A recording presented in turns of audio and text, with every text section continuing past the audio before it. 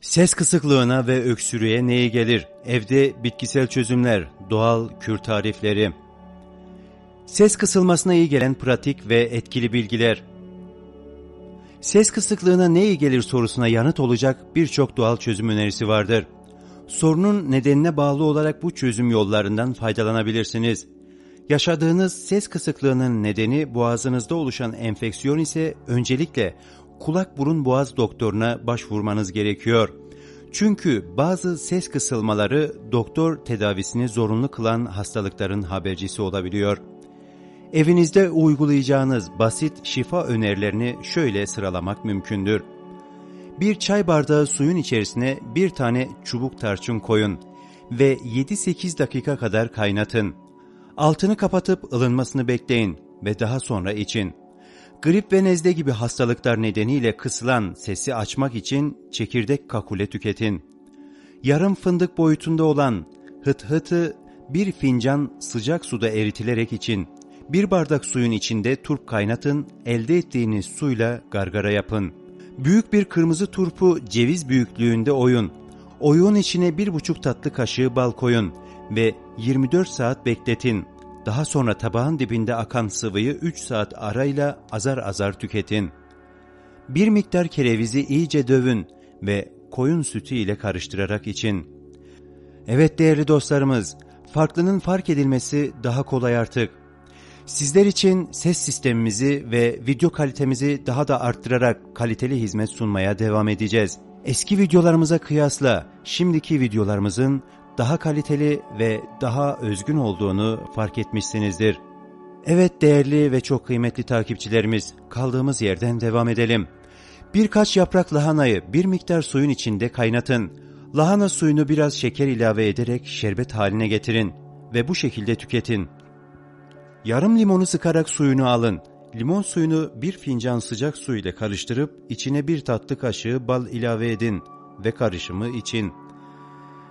Ses kısıklığını gidermek için sabahları aç karnına bıldırcın yumurtası içebilirsiniz. Acı biber tüketmenin de sesi açtığı yönünde görüşler vardır. Boğaz ağrısı ve ses kısıklığına ne iyi gelir? Boğaz ağrısı çoğunlukla grip, larenjit ve soğuk algınlığı gibi hastalıklar sırasında boğazda meydana gelen enfeksiyonlar nedeniyle oluşuyor. Enfeksiyonunuz varsa tedavi için mutlaka uzman doktora başvurmanız gerekir. Basit nitelikli boğaz ağrısına ve ses kısıklığına ne iyi gelir diye merak ediyorsanız şu doğal çözümleri uygulayabilirsiniz. Zencefil çayı içebilirsiniz. Zencefili çorbalarınıza ve yemeklerinize karıştırarak da tüketebilirsiniz.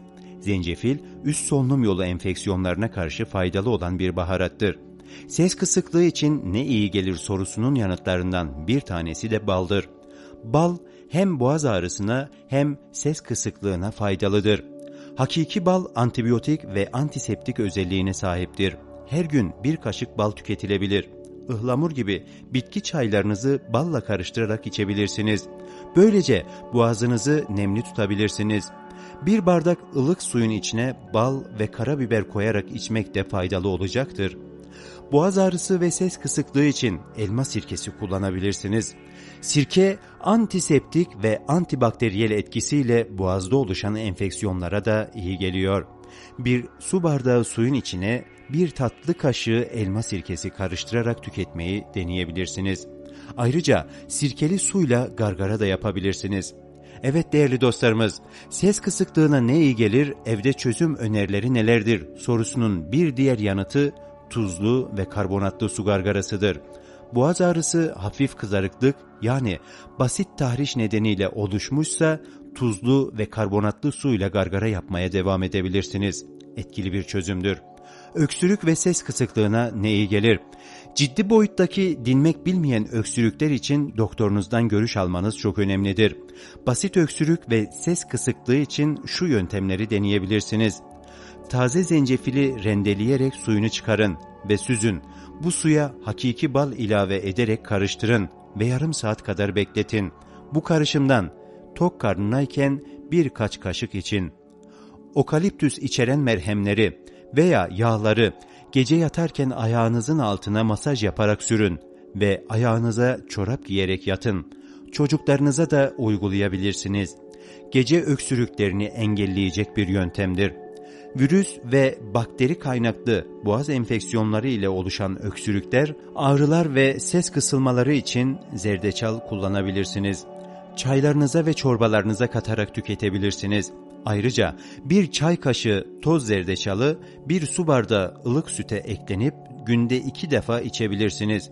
Bu uygulamayı ılık suyla da yapabilirsiniz. Ekinezya çayı içebilirsiniz. Üst solunum yolu enfeksiyonları için çok faydalıdır.